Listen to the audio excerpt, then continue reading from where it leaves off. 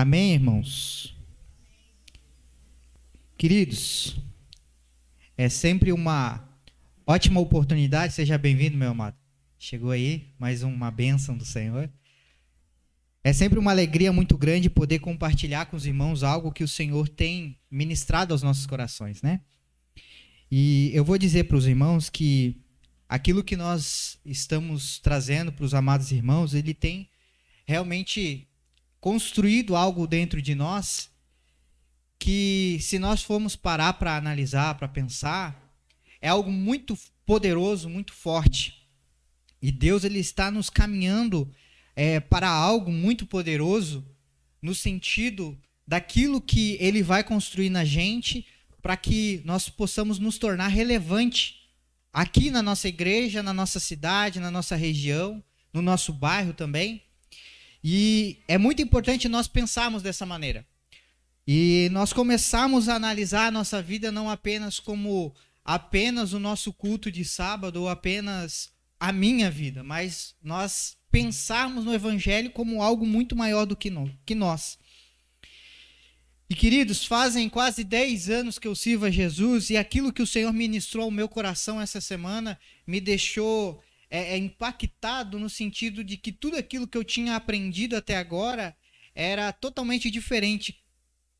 No sentido de tudo aquilo que eu adquiri de conhecimento a respeito do que é isso que nós estamos vivendo, é totalmente o contrário que eu imaginava. E eu não sinto vergonha nenhuma de vir aqui e dizer para os irmãos que eu já preguei erroneamente, eu já preguei errado. Eu não sinto vergonha de dizer para os irmãos que o meu conhecimento até essa semana estava equivocado a respeito do Evangelho. Porque eu creio que o conhecer a Deus é algo que vai durar até a eternidade. Você crê nisso, que quando você for morar com Deus na eternidade, você vai continuar conhecendo a Deus?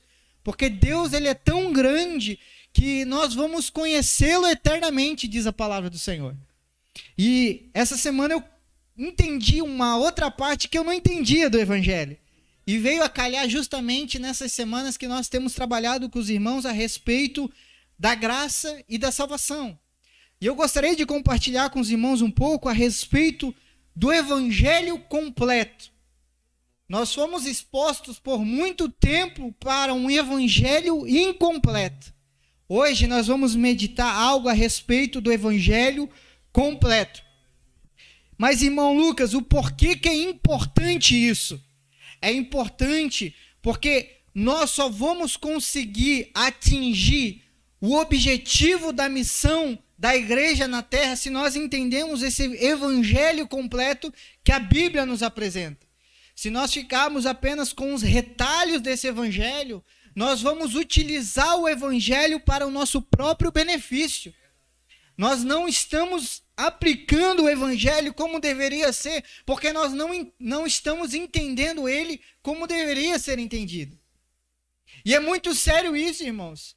E hoje eu estou aqui, a envio do Espírito Santo, para nós meditarmos a respeito de algumas coisas.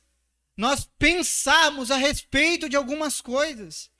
E o Senhor quer nos fazer refletir sobre essas coisas, para que nós venhamos entender o porquê que nós nos reunimos neste lugar, o porquê que nós fazemos o que nós fazemos. E, queridos, eu vou dizer, e eu vou ser, como o pastor disse, ousado aqui, e proferir essa palavra debaixo da autoridade de Deus e com muito temor no meu coração e com toda a humildade, que hoje vai ser uma mensagem que vai ficar marcado na sua vida, e não porque é o irmão Lucas que está ministrando, mas porque Deus escolheu essa noite para ministrar uma palavra ao meu e ao seu coração. Então se prepare, porque essa noite vai entrar para a sua história. Essa noite vai ser marcado como a noite que você entendeu o Evangelho genuíno, o Evangelho completo. E, queridos, eu preparei, não sei se o Gêmeos já conseguiu colocar, consegue colocar ali, Gêmeos, aquela aba que eu te mostrei lá? Isso, pode deixar aí por enquanto. Nós vamos falar sobre o Evangelho completo. Então a gente vai refletir um pouquinho, a gente vai ministrar um pouquinho. Vai ser normal se caso aí os irmãos começarem a bocejar, tudo bem, mas nós vamos entender tudo para a glória de Deus. Amém, irmãos? Então, irmãos, pode passar aí, aperta a setinha aí, irmão. Mais uma vez. Essa semana, eu postei lá no meu Instagram, que eu uso o Instagram para evangelizar. E eu postei um videozinho onde eu chamei a atenção das pessoas ali para elas refletirem a respeito de algo, a respeito da salvação delas mesmas. Eu lancei uma pergunta assim: se Jesus voltasse hoje, ou se você morresse hoje, você estaria salvo ou iria para o inferno? Eu vou pedir para que você reflita e responda essa pergunta na sua cabeça. Se você morresse hoje, ou se Jesus voltasse nesse exato momento, você iria ser salvo ou você iria para o inferno? Pense e responda dentro da tua cabeça isso. Agora que você respondeu, você vai fazer uma segunda pergunta. O porquê você seria salvo ou porquê você iria para o inferno? Pense, reflita nisso. É muito importante que você participe da mensagem. Eu tenho certeza, irmãos, que alguns de nós aqui poderia nessa segunda pergunta dizer assim: olha, irmão Lucas, eu vou ser salvo porque eu vou na igreja todo dia, eu dou meu dízimo, minha oferta, quando o pastor me chama para participar das coisas eu estou lá. Eu vou para o céu porque eu não minto, eu sou obediente, eu faço tudo conforme a Bíblia diz que eu tenho que fazer. Nunca falei nenhuma mentira do meu irmão, da minha irmã. Nunca disseminei discórdia no meio da igreja, ou no meio do meu trabalho, no meio do serviço. Então eu acredito que eu vou ser salvo por causa disso. Eu nunca fiz o mal a ninguém. Aí vai ter outros que vão dizer assim: ai, irmão Lucas, eu acho que eu não vou para o céu, eu vou para o inferno. Se Jesus voltasse hoje, eu iria para o inferno. Porque eu não estou bem com a igreja. Eu pequei hoje.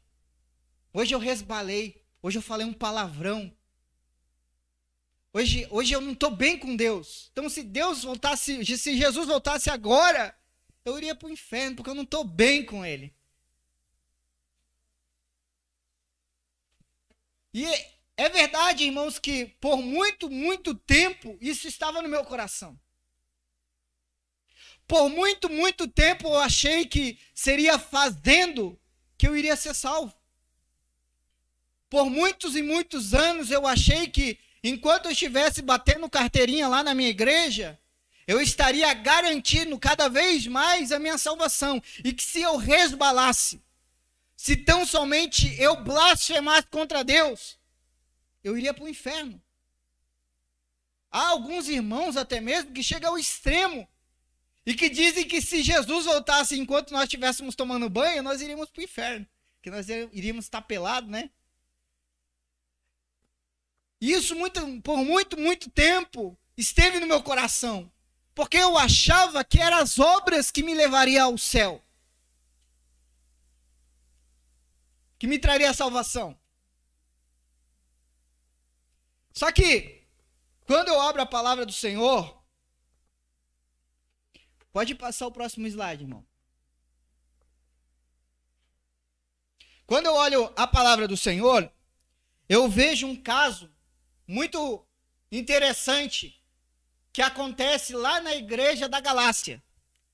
E eu gostaria que os irmãos que pudessem abrisse a sua Bíblia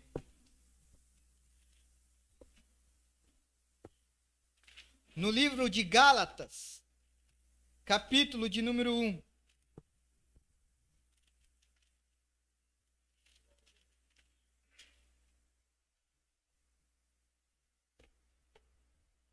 Gálatas, capítulo de número 1. E no versículo de número 6. Diz assim: maravilho-me de que tão depressa passeis daquele que vos chamou a graça de Cristo para outro evangelho, o qual não é outro, mas há alguns que vos inquietam e querem transtornar o evangelho de Cristo. Mas ainda que nós mesmos, ou um anjo do céu, vos anuncie outro evangelho, além do que já vos tenho anunciado, seja anátema ou amaldiçoado. Assim como já vô-lo dissemos, agora de novo também vô-lo digo: se alguém vos anunciar outro evangelho, além do que já recebestes, seja anátema, ou seja, amaldiçoado.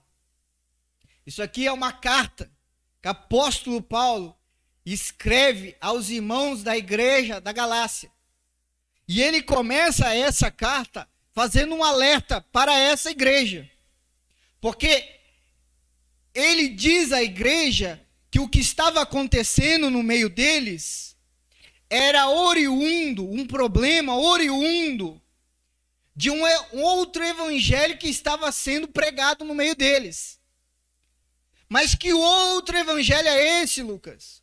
Um evangelho aonde fazia com que os nossos irmãos da Galácia precisavam se circuncisar para fazer parte do corpo. Então, apóstolo Paulo aqui, ele está chamando a atenção dos irmãos, porque eles entenderam que para aceitar Jesus, para se converter ao evangelho que Jesus Cristo havia implantado na face da terra, não bastava apenas o sacrifício dele, crer no sacrifício dele, mas também precisava voltar aos rituais judaicos. Porque, irmãos, entenda, esses irmãos que estão aqui na Galácia, eles não eram judeus. Eram irmãos gentios, ou seja, eram irmãos que não pertenciam ao povo judeu. Aí Jesus, ele morre na cruz do Calvário, ele ressuscita ao terceiro dia para colocar esses gentios novamente como parte da herança do Pai. Só que os irmãos aqui da Galácia, o que eles estavam fazendo? Bom, Jesus Cristo morreu, ok. Jesus Cristo ressuscitou, ok. Agora aquele que crê nele será salvo, ok. Mas peraí, está muito fácil esse negócio. A gente precisa fazer alguma coisa a mais para ajudar a nossa salvação. E aí o apóstolo Paulo vem nessa carta e diz assim: ei, não é assim que funciona. A salvação é garantida pelo sangue de Jesus. Vocês não precisam fazer alguma coisa para ser salvo. Talvez pode soar estranho, né? Porque ninguém aqui está pedindo para você se circuncisar. Mas quantas vezes falaram para nós, disseram para nós, que se você não fizer as boas obras, que se você não andar corretamente como deve andar, se você não participar da ceia, você irá para o inferno. Quantas vezes falaram para nós que a salvação em Cristo Jesus é insuficiente se eu não demonstrar através de condutas, através de postura, através do fazer, ele não me salvará. Queridos, o que eu quero chamar a atenção para você é que existe um outro evangelho. E esse outro evangelho diz para nós que é necessário Jesus mais alguma coisa para sermos salvos. É sério isso aqui. Esse outro evangelho nos ensinou que Jesus, o sacrifício dele era insuficiente para me salvar. Então eu em todo momento eu faço coisas, eu tenho atitudes para ajudar a minha salvação. Mas quando eu me deparo com o evangelho completo, eu entendo que não é por merecimento, apóstolo Eduardo. Não é por merecimento, pastora Ellen, mas sim por graça. Só que entenda que essa graça, ela não foi de graça. Ela teve um preço a ser pago. Mas esse preço, quem paga não sou eu, não é você, mas sim Jesus Cristo. A tua salvação já está garantida, porque Jesus já morreu na cruz do Calvário. Jesus já nos substituiu. Não tem mais por que eu começar a fazer as coisas na igreja, porque eu tenho medo de ir para o inferno. Porque, na verdade, se nós formos analisar isso, quando eu começo a fazer as coisas porque eu tenho medo de ir para o inferno, eu não amo a Deus. Eu amo a mim mesmo, porque eu não quero ir para o inferno. Então eu vou fazer para me livrar do inferno. Os irmãos conseguem compreender isso? Amém? Amém, irmão? É um pouco complexo de entender, mas nós vamos tentar aprofundar aqui para que isso cada vez fique mais claro nos nossos corações. Então, lá em Gálatas 5, pode passar, irmão. Existe esse outro evangelho. Então, lá em Gálatas capítulo 5, apóstolo Paulo vai relatar o que estava acontecendo dentro da igreja. Então, era necessário você fazer algum ritual, algum sacrifício, para você ser salvo. Porque se você não fizer esse sacrifício, você não é salvo. Então, eles queriam adicionar uma coisa ao evangelho. E aí o evangelho se tornava insuficiente. Esse evangelho, ele torna o nosso evangelho insuficiente. Irmãos, o que nós vamos falar aqui hoje é sobre uma coisa chamada religiosidade. Porque o que eles estavam praticando aqui na igreja da Galácia era a religiosidade, o legalismo. Porque para eles, o sacrifício de Jesus não era suficiente. Eles precisavam estar debaixo daquelas leis para garantir a salvação. Então existia uma cobrança dos irmãos em relação às leis. Difícil, né? Olha, irmão Lucas, mas o que tu estás pregando aí é meio complicado. Porque tu estás me dizendo, então, que a salvação, ela não depende de mim. É aí que está. A salvação nunca dependeu de nós. A salvação não é um plano do nosso. A salvação não é um plano do homem. A salvação é um plano de Deus para restaurar filhos que haviam se perdido. Pensou se a salvação dependesse da gente? É difícil, né, irmãos? Só que eu gosto. Eu gosto porque é quando nós nos deparamos com essa verdade aqui, é que a gente entende o quão pequeninos nós somos diante do amor do Pai. Você consegue compreender isso, irmãos? Que não é mérito nosso sermos salvos. Não são as nossas obras. E Jesus, mesmo sendo Deus, ele conhecia todas as nossas obras, desde o início até a nossa morte. Ele sabia quantas vezes você iria pecar, quantas vezes você ia negá-lo. Mas mesmo assim ele diz: Pai, deixa eu cumprir a minha missão aqui. Deixa eu cumprir essa missão. Porque eu preciso resgatar esse povo. Eu preciso que o Senhor olhe através de mim para esse povo. Esse é o amor de Deus. Um amor que não pede nada em troca. Então você não vem na igreja para ser salvo, porque você já foi. Porque se você me disser: Lucas, mentira isso. Eu vou na igreja sim porque eu preciso ir na igreja para ser salvo. Você está me dizendo que o sacrifício de Jesus foi insuficiente. Você acha que o amor de Cristo ele foi insuficiente a ponto de nós termos que ajudá-lo a amar a gente?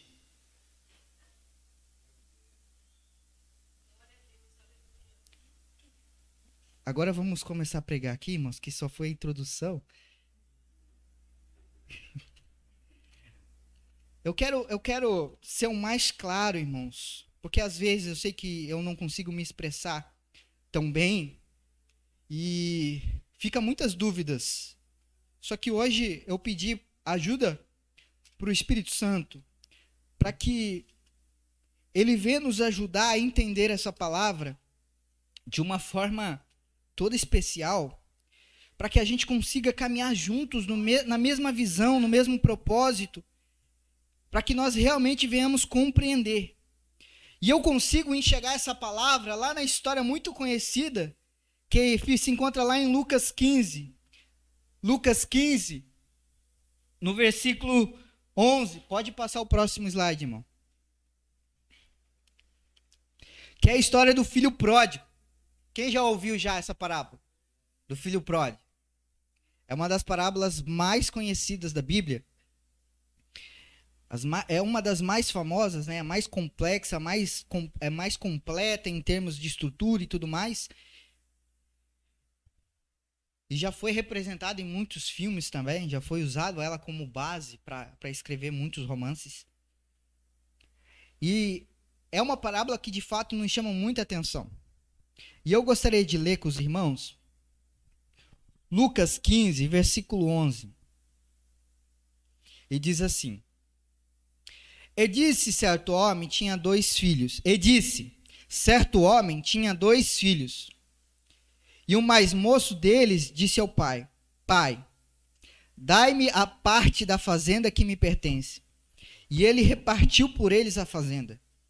E poucos dias depois, o filho mais novo, ajuntando tudo, partiu para uma terra longínqua. E ali desperdiçou a sua fazenda, vivendo dissolutamente. E havendo ele gastado tudo, houve naquela terra uma grande fome, e começou a padecer necessidades. E chegou-se a um dos cidadãos daquela terra, o qual mandou para os seus campos a apacentar porcos. E desejava encher o seu estômago com as bolotas que os porcos comiam, e ninguém lhe dava nada. E tomando em si, disse: Quantos jornaleiros de meu pai têm abundância de pão, e eu aqui pereço de fome? Levantar-me-ei e irei ter com meu pai. Eu dir-lhe-ei: Pai, pequei contra o céu e perante ti. Já não sou digno de ser chamado teu filho. Faze-me como um dos teus jornaleiros. E levantando-se, foi para seu pai. E quando ainda estava longe, viu seu pai e se moveu de íntima compaixão. E correndo, lançou-lhe ao pescoço e o beijou. E o filho lhe disse: Pai, pequei contra o céu e perante ti, e já não sou digno de ser chamado teu filho. Mas o pai disse aos seus servos: Trazei depressa o melhor vestido e vestilho, pondo-lhe um anel na mão e alparcas nos pés. E trazei o bezerro cevado e matai-o.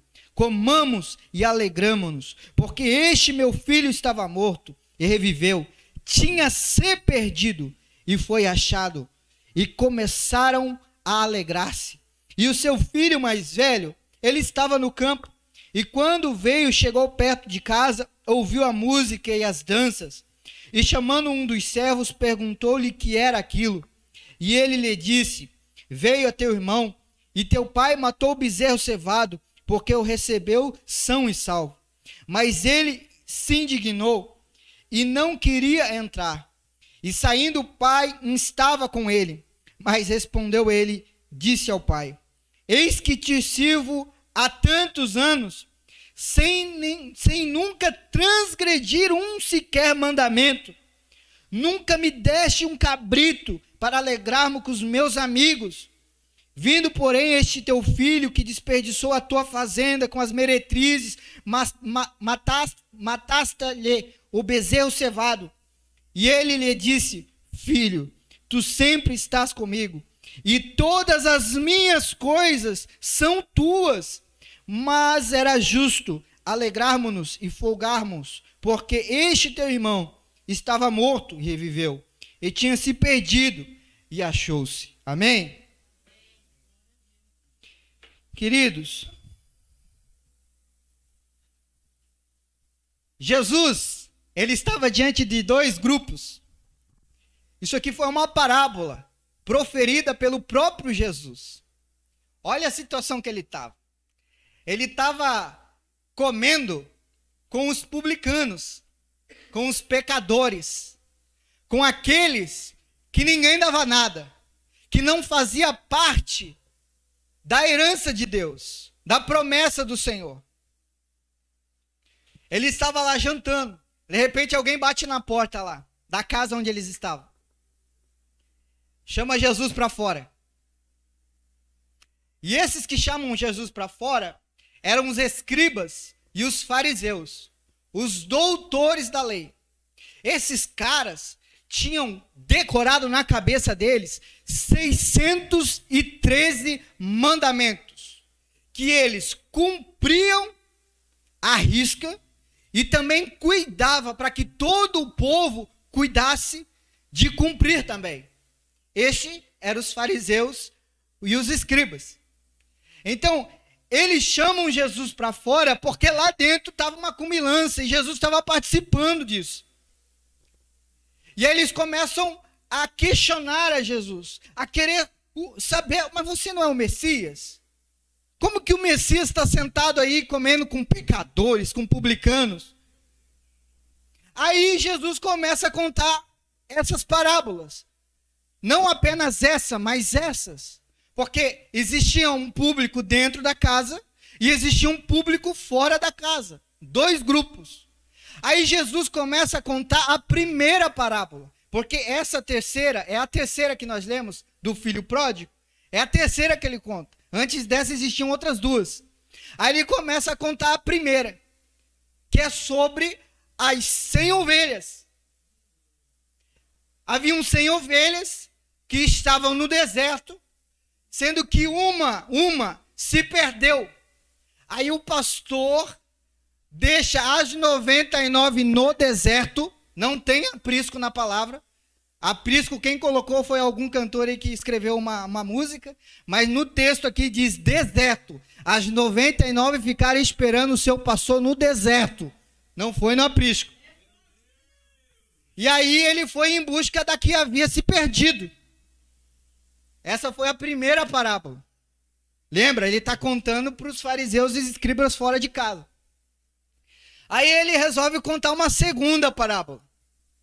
A segunda parábola é sobre a dracma perdida, a moeda da época. Ele diz assim que uma mulher tinha perdido uma dracma das 10 dracmas que ela possuía. Só que ela perdeu dentro de casa. E aí ela começa a procurar diligentemente a moeda que havia se perdido dentro de casa. Ela acende lá a candeia, coloca a luz, porque tu nunca vai conseguir encontrar uma coisa onde é escuridão. Você só vai encontrar alguma coisa se você botar a luz no lugar. E aí ela começa a procurar essa dracma até que ela encontra. Tanto na primeira parábola quanto na segunda, os 2 comemoram. Os 2 fazem festa porque acharam aquilo que haviam perdido. Só que na primeira parábola, a ovelha tinha se perdido aonde? No deserto. Na segunda, havia se perdido aonde? Dentro de casa. Opa, então já tem 2 grupos aí. Porque havia o grupo que havia se perdido fora e havia o grupo que se perdia dentro. E aí Jesus, ele é tão inteligente, tão sábio, que ele arremata essas 2 parábolas na terceira, que é a do filho pródigo. Porque ele vai falar, iniciar a parábola dizendo o quê? Ele disse, certo homem tinha 2 filhos, ou seja, novamente 2 grupos. E aí ele começa a contar a respeito do filho pródigo, um filho mais novo. Que ele chega para o pai e diz assim ao pai, pai, eu quero que tu morra. Hã? Como assim, Lucas? Mas não está escrito. Bom, ele pediu a herança. Quem dá herança é só quem morre. Então o filho mais novo estava dizendo assim, pai, eu quero que tu morra, eu quero viver como se tu tivesse morto, porque o que eu quero de verdade é a tua herança, para mim fazer aquilo que eu quiser com ela. Aí o pai fala, tá bom, eu reparto entre vocês 2 a minha herança. Aí ele pega a parte que é devida ao filho mais novo, entrega para ele, e pega a parte que é devida ao filho mais velho e entrega para ele também. Os 2 receberam a herança, não apenas um. A Bíblia vai dizer, a parábola vai dizer, Jesus vai dizer, que o filho mais novo pega a herança dele e parte para longe. Porque o que ele queria era viver fora da cobertura do seu pai. Ele queria ter liberdade para gastar o dinheiro dele como ele quisesse. Porque ele queria que o pai dele morresse. E ele vai para longe. A Bíblia vai dizer que ele fica um tempo longe até que acaba todo o dinheiro dele. Todo o dinheiro se vai. Chegou ao ponto de ele desejar comer a comida dos porcos. Irmãos, naquela época, os porcos era a coisa mais nojenta para um judeu. E ele não desejou apenas comer um porco, comer uma carne de porco. Ele desejou comer a comida que eles davam aos porcos. Então ele chegou num nível que não tinha mais como ir para baixo. Sabe quando tu chega no fundo do poço? Não tem mais como você ir mais para baixo? Ele chegou nesse nível. E aí... Opa, peraí. Olha o nível que eu cheguei. Olha que estado que eu estou. Aí ele lembrou-se do pai. Ele lembrou-se dos jornaleiros ou escravos do pai. Poxa, meu pai trata tão bem os escravos dele. Nesse exato momento eles devem estar fazendo um lanche, devem estar fazendo uma comida gostosa lá, devem estar se deliciando. Eles têm pão, eles têm fartura. E olha só como eu estou, comendo comida de porco. Aí ele disse assim, quer saber? Eu vou botar esse orgulho dentro do bolso. Eu vou chegar lá para o meu pai e vou dizer assim, pai, eu sei que eu errei. Eu sei que eu pequei. E eu não sou digno de ser chamado seu filho. Mas faz um negócio para mim, me perdoa. E eu não quero morar na casa com o Senhor. Eu quero simplesmente que o Senhor me trate como um escravo. Que me dê a comida que o Senhor dá para os seus escravos. Porque essa era a imagem que ele tinha do pai dele. E aí ele retorna para casa. E a Bíblia vai dizer que quando ele chega lá, ele coloca a planta dos pés no portão. E naquela época as fazendas eram como hoje até. Você tinha lá a porteira e lá na frente que se tinha a casa principal, onde morava o dono das terras, o fazendeiro. Então até chegar lá na casa tinha que percorrer um longo caminho. E aí ele coloca o pé na porteira. E a parábola que Jesus está contando vai dizer assim, que o pai o avistou de longe e saiu correndo de encontro com o filho, dando a entender que o pai estava esperando pelo filho, dando a entender que durante todo o tempo que ele esteve fora, o pai nunca amaldiçoou o filho, nunca desistiu do filho. Ele sempre acreditava, uma hora ele vai aparecer naquela porteira lá, e quando essa hora acontecer, eu nem vou esperar ele chegar até aqui, eu vou sair correndo para abraçá-lo, para beijá-lo. E a Bíblia vai dizer, a parábola vai dizer que o filho chega, o pai sai correndo de encontro a ele. E quando ele se aproxima do filho, ele beija, ele abraça. Irmãos, esse menino estava fedendo a porco. Estava fedendo, estava sujo, estava cheio de carrapicho, cheio de coisa ruim. Mesmo assim, o pai, ele ignorou tudo isso e beijou o filho, abraçou o filho. E é interessante que nesse percurso da casa até a porteira, ele teve que correr. Ele saiu correndo para encontrar o filho. E naquela época eles usavam umas vestimentas que iam até os pés. Então para eles correrem, eles precisavam levantar as vestimentas e mostrar a canela. E isso na cultura judaica era vergonhoso, pastor. Era vergonhoso um homem já avançado de idade mostrar a canela. Mas ele não se importou em buscar para ele, puxar para ele toda a vergonha, porque ele sabia que ele estava indo de encontro ao filho que havia se perdido. E aí, é muito interessante o diálogo do filho, porque o filho se sente constrangido com aquela recepção. Como assim? Como assim? Eu só quero que tu me trate como um dos seus escravos, é só isso.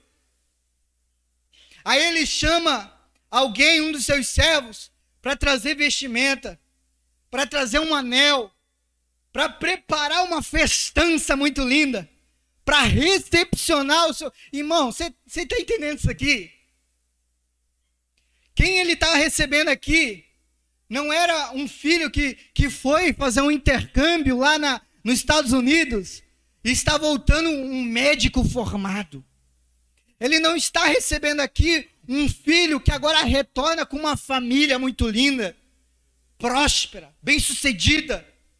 Ele está recebendo aqui alguém que até pouco tempo pediu para que ele morresse. E ele faz uma festa para isso. Sabe, não cabe. Quando eu comecei a falar de salvação aqui, os irmãos, não, isso aí não existe. Mas eu acho que isso aqui também não cabe na nossa cabeça. Eu lembro quando eu era mais novo, e eu precisava mostrar meu boletim para minha mãe. Às vezes vinha umas notas, né? Só misericórdia. Nota abaixo de 7. Que ela tinha que assinar para me entregar novamente, porque era assim. Os alunos bons, né? Geralmente os professores entregavam o boletim na sala mesmo. E aí, glória a Deus, aleluia. Mas os alunos que tiravam nota baixa tinham que levar o boletim para casa para o pai assinar, para depois você levar de novo para a escola. E é interessante que quando nós levávamos esses boletins com essas notas ruins, nós achávamos 1001 jeitos para nós mostrarmos esse boletim para os nossos pais. Porque era vergonhoso, né, irmãos? O que será que ele vai... A gente ficava com medo da bronca, né? E aí, né, tem que mostrar, né? Só que eu usava uma tática, né? Quando eu tinha nota baixa, em vez de eu mostrar para minha mãe, eu mostrava para meu pai, que meu pai era mais tranquilo. Aí eu mostrava lá pro pai. Aí o pai olhava, meu Deus, o que é isso aqui? Jesus, misericórdia. Isso aí não é de Deus não, irmão. Aí eu achava que ficava só entre nós, né? Ele falou, ô Márcio, vem cá, olha aqui o boletim do teu filho. Eu falei, ô pai, achei que a gente tinha fechamento. Aí ele olhava aquilo ali. Meu Deus, vê se isso pode. A gente investe nesse menino, a gente paga curso. Olha essas notas aí. E eu era péssima em educação física. Péssima em educação física. Eu já tirei nota baixa em educação física, irmãos. E aí ele, olha só, como que a gente vai resolver isso? Já sei como nós vamos resolver. Faz o seguinte, vai lá no mercado, compra uma picanha, chama um DJ, vamos fazer festa. Para resolver isso aqui. Era assim? Não. Mas era o que estava acontecendo aqui. Ele não estava festejando o erro ou o pecado do filho.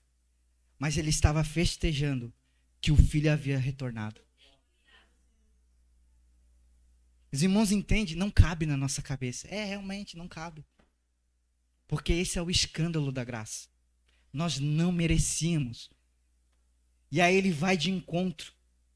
Ele vai de encontro conosco, porque ele não espera nós nem darmos o segundo passo.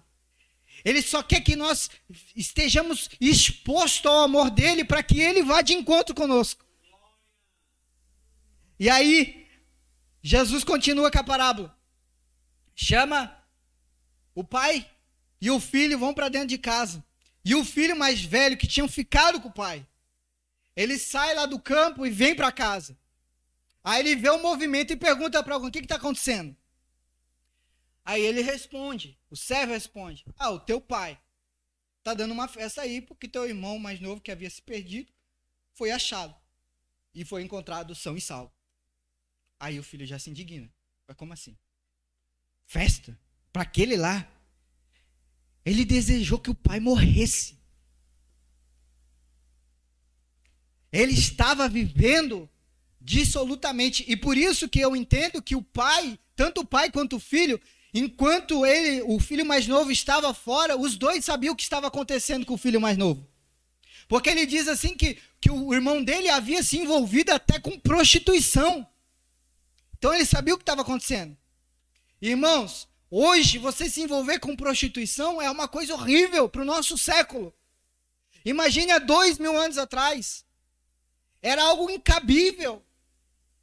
E aí ele se indignou, como assim uma festa para isso aí?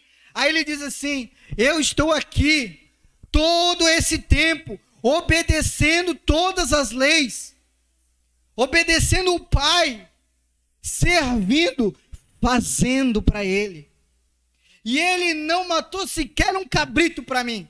Agora vem esse aí, ele quer fazer uma festa, uma festança, convidar a cidade inteira para comemorar que ele voltou? Como assim? Aí ele chega na porta e começa a discutir com o pai novamente. Pai, como assim? Me explica esse negócio. Você está dando uma festa, é isso mesmo? Você está dando uma festa para esse filho rebelde? Eu estou aqui, pai, cumprindo todos os mandamentos. Eu oro de segunda a segunda. Eu jejuo de segunda a segunda. Eu leio a Bíblia de Gênesis a Apocalipse, de Apocalipse a Gênesis. Eu faço tudo. E você sequer matou um cabrito. E vem esse daí, que queria que você morresse, estava nem aí para você. E você dá uma festa. Sabe o que Jesus estava fazendo? Ele estava nos mostrando o que é pecado. O que é pecado, irmão Lucas? Ele nos mostrou aqui. Porque quem foi para longe, quem mandou ele morrer, estava pecando. Quem estava vivendo fora, ou que saiu debaixo da proteção do Pai, estava em pecado. Mas Jesus estava dando a entender que quem ficou obedecendo todo esse tempo também estava pecando. Você consegue entender isso aqui? Olha só. Quem saiu para longe, se envolveu com prostituta. Quem desejou comer comida de porco estava em pecado. Mas quem ficou dentro de casa, obedecendo todos os mandamentos, também estava em pecado. Como assim, irmão Lucas? Ele estava obedecendo. Irmãos, tem gente que obedece, mas mesmo assim está em pecado. Tem gente que canta que é uma maravilha, mas mesmo assim está em pecado. Tem gente que ora, meu Deus, irmão, se você sentar junto com ele para orar, você não alcança o nível de oração dele. Mas ele está orando e mesmo assim está pecando. Porque não é o fazer. O que é pecado, irmão Lucas? Pecado é você não amar a Deus sobre todas as coisas. O que tinha em comum entre esses dois filhos? Os dois não amavam o pai. Os dois queriam as coisas do pai. Porque o filho mais novo chegou para o pai. Ô pai, o negócio é o seguinte, eu não quero saber de ti mesmo. Eu quero que tu morra. Porque o que eu quero de verdade é tuas coisas. Me dá as tuas coisas aqui e eu vou viver da minha maneira. Só que o outro não teve peito para fazer isso com o pai. Aí o que ele fez? Ele ficou com o pai. Por quê? Não porque amava o pai.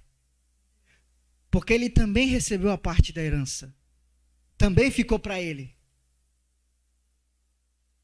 A Bíblia vai dizer que aquilo que o pai estava fazendo para o filho mais novo que havia chegado, não era dele. Porque ele tinha repartido a herança. Amém ou não amém? Então o pai não tinha nada.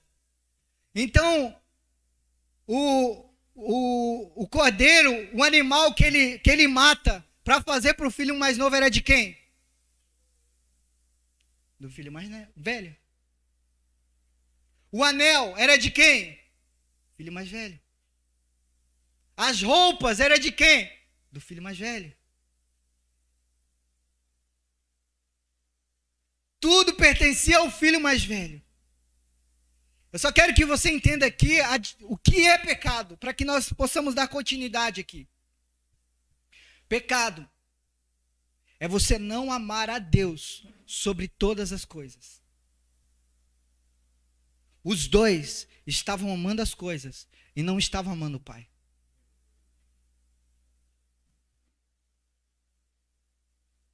E é interessante que nada, na verdade, nada era do pai, mas tudo era do filho mais velho. A roupa, o anel, a comida, a casa. E aí eles estavam recebendo aquele filho mais novo em tudo que era do filho mais velho. Sabe quem é o filho mais velho? É Jesus. Você sabia que nada é nosso? Tudo era dele. Mas sabe o que ele fez? Ele foi atrás de nós, lá no lamaçal do pecado. Ele disse assim: eu não vou permitir que meu pai continue sofrendo da maneira que está sofrendo, com esses meus irmãos longe de mim. Eu vou trazer eles para perto, nem que eu precise ir lá buscar eles lá no meio da podridão. Eu vou lá atrás e vou trazer eles para dentro. Aí aquele filho que era unigênito, porque o outro havia pedido para o pai morresse, ele se torna primogênito. Foi ele que pagou tudo. Está tudo pago porque foi ele que pagou. Amém? Só que assim, a parábola não termina. Depois você vai ler em casa, que você vai ver que o irmão Lucas não está inventando nada disso. É só o irmão Lucas que tem uma imaginação meio fértil, mas você vai ver que está tudo lá. A parábola não termina, pastor. Já reparou que a parábola do filho pródigo, ela não termina. Porque ela não finaliza dizendo se o filho mais velho entrou ou não dentro da festa. Porque ela finaliza com o pai tentando convencer, conciliar o filho mais velho a entrar para dentro da festa. Por que não termina? Porque o final da parábola volta lá no início, aonde Jesus estava. Jesus estava na porta do lado de fora, conversando com fariseus e escribas. E os publicanos e pecadores estavam dentro de onde? De casa. Fazendo o quê? Comendo, festejando. Então, na verdade, o que Jesus estava fazendo é colocando aqueles dois grupos ali dentro dessa parábola. Então, aqueles que ele estava conversando para o lado de fora, que eram os doutores, os fariseus, os escribas, representava o filho mais velho. Porque eles estavam indignados. Como assim? O Messias comendo com esse daí, festejando com esse daí. Entende? A parábola não termina, mas na verdade termina porque ela volta no ponto de início. Porque o que a gente precisa entender aqui é o que nós vamos fazer quando nós somos expostos diante desse amor. Pense aí.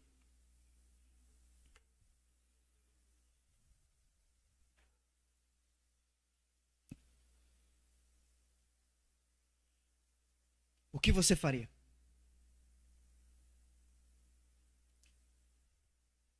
Eu fico imaginando o filho pródigo, o filho mais novo. No dia seguinte da festa, pastor. No dia seguinte da festa. Ele acorda em uma cama que não era dele. E pior, ele não merecia estar naquela cama. Ele vai para a cozinha, o pai prepara para ele um banquete, para ele tomar o café da manhã. Ele olha aquele banquete lá e ele pensa: cara, eu não merecia estar aqui. Aí ele começa a comer daquele banquete e a cabeça dele: cara, eu não merecia estar aqui. Eu não sou digno disso. Aí de repente aparece o pai. Chega para ele: ô meu filho, eu precisava que tu fosse lá na padaria. O que o filho faria? Pai, lógico que eu vou. O pai apareceria para ele e diria assim: meu filho, eu precisava que tu parasse. É lógico que eu paro. Nem precisa dizer o quê, porque se você está me pedindo, o teu amor foi tão grande, a tua misericórdia foi tão grande para comigo, que qualquer coisa que você me pedir, eu faço. Porque ele entendeu o maior gatilho que nós precisamos entender hoje aqui: a gratidão. Lembra que eu falei para vocês que a salvação não depende de mim, não depende de nós? Ou de você? Isso é tudo mérito do Pai. Tudo mérito de Deus. Amém? A salvação não depende de mim, de você. Mas entenda que quando nós somos expostos a esse amor, a essa graça, nós começamos a amá-lo primeiro. Colocamos ele acima de todas as coisas. E não porque nós somos suficientes para isso, mas porque ele nos amou primeiro. Então, quando alguém vem dizer alguma coisa para a gente, eu preciso que tu faça, você sai correndo fazer, não porque você precisa ser salvo, mas porque você é grato por aquilo que ele fez. Entende? A gente vai começar a mergulhar em uma outra esfera, em uma outra dimensão, quando nós entendemos essa mensagem. Vamos se colocar de pé.